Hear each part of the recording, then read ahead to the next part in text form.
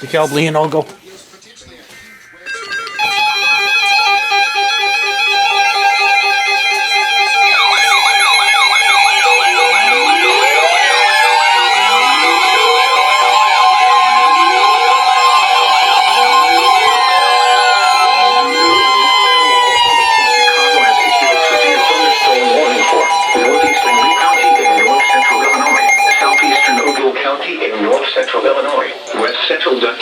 In north central Illinois until 7:30 p.m. At 6:59 p.m., a severe thunderstorm was located 8 miles southeast of Ashton, or 10 miles east of Amboy, moving northeast at 40 miles per hour. Hazard, quarter-size hail.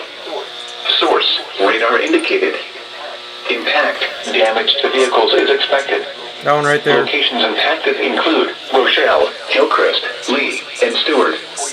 For your protection, move to an interior room on the lowest floor of a building. This one's not activating for some reason.